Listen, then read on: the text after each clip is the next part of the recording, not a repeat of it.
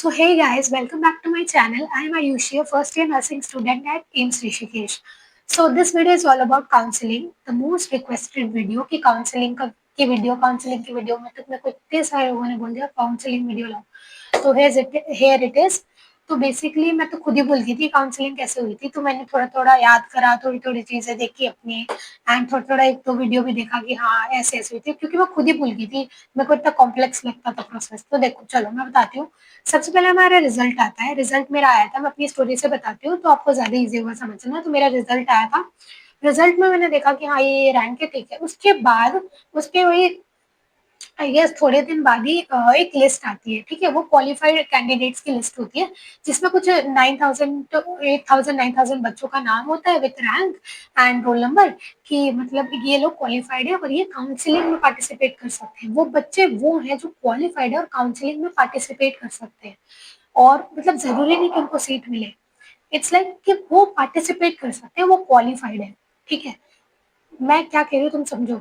Qualified in the sense कि वो सिर्फ काउंसलिंग में पार्टिसिपेट कर सकते हैं. मतलब एम्स ने कुछ 9,000 बच्चों को चुना है जो काउंसलिंग में पार्टिसिपेट कर सकते हैं, और बाकी बच्चे अभी काउंसलिंग में ही पार्टिसिपेट. उन 9,000 बच्चों को एम्स चांस देता है कि तुम काउंसलिंग में पार्टिसिपेट कर सकते हो. तुम्हें सीट मिलेगी नहीं मिलेगी वो डिपेंड करता है, लेकिन उनको चुन लिया पहले से. तो क्वालिफाइड कैंडिडेट्स में मेरा नाम था एंड तो मेरी रैंक थी. तो मेरा क्वालिफाइड कैंडिडेट में मेरी रैंक, जो नहीं जानते, मेरी रैंक 412 थी, 412. तो मैं क्वालिफाइड कैंडिडेट्स में थी.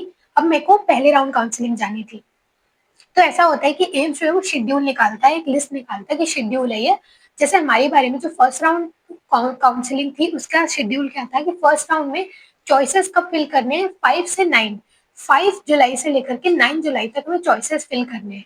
चॉइसेस फिल करने इसका मतलब ये होता है कि हमें अपना मतलब हमें जो कॉलेज प्रेफरेंस है वो हमें फिल करनी है.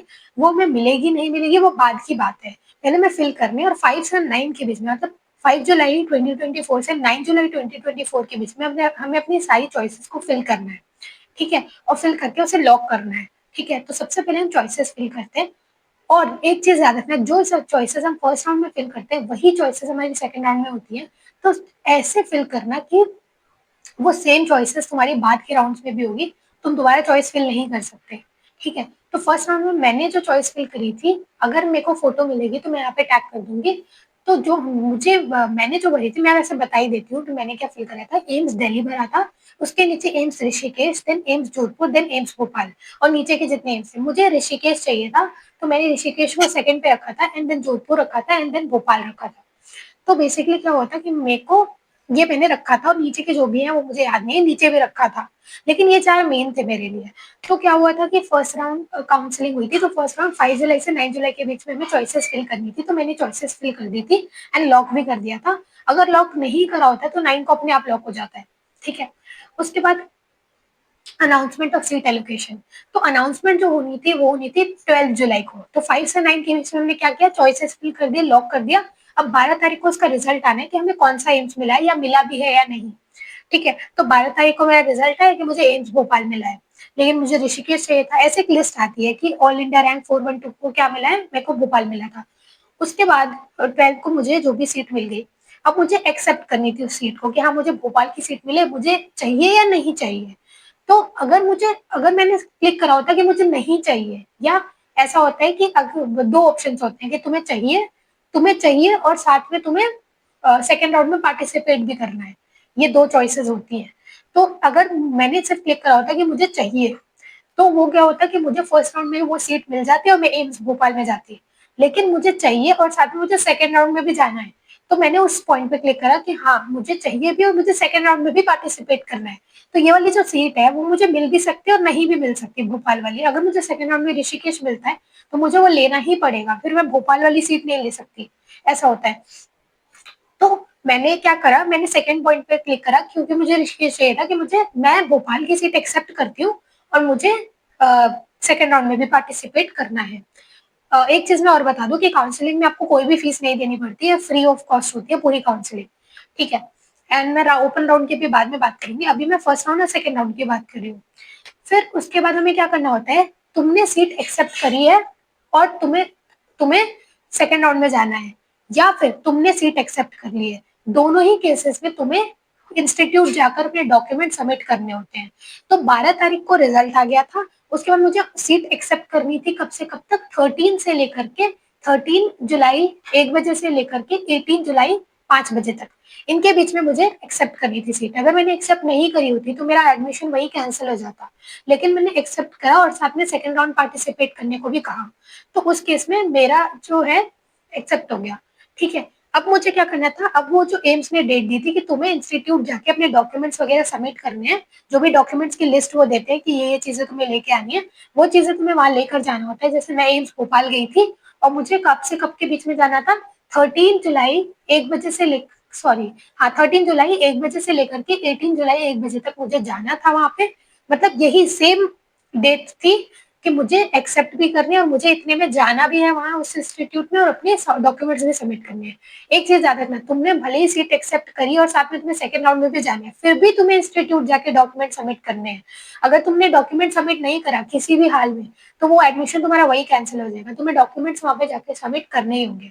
ठीक है, ये हो गई फर्स्ट राउंड की बात कि मैंने वो डॉक्यूमेंट्स वगैरह वहां सबमिट कर दिए एंड मुझे वहां से मिला था एक ऑफर लेटर।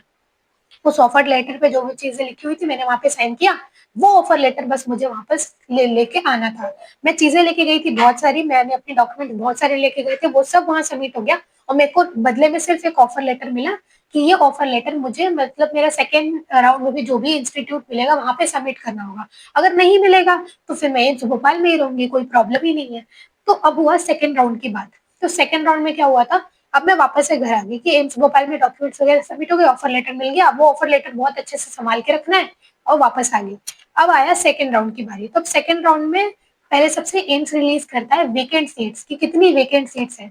तो एम्स ने वो चीज रिलीज करी थी 25 जुलाई को, और साथ ही साथ 25 जुलाई को और क्या एम्स ने रिलीज करा था, सीट सीट मिली है कि नहीं, सेकेंड राउंड में मुझे सीट मिली है कि नहीं, वो लिस्ट निकाली थी 25 जुलाई को। तो मुझे अभी भी याद है 25 जुलाई को शाम भी नहीं हुई थी, रात को जाके एम्स में अपलोड करा था। एम्स अपनी डेट चेंज नहीं करता बट उसी दिन अपलोड करता। कुछ तो सर्वर में प्रॉब्लम थी, मैं सुबह से देख रही थी मेरे को ऋषिकेश मिला कि नहीं मिला कि नहीं, बट मेरे को मतलब आ ही नहीं रहा था सेकेंड राउंड का। फिर रात में मुझे याद है 10 बजे आया कि मतलब सीट मिलेगी ना, मैंने खोल के देखा मेरे को ऋषिकेश मिला था और फिर उसके बाद खुश हो गई कि हाँ चलो मेरा कॉलेज मिल गया।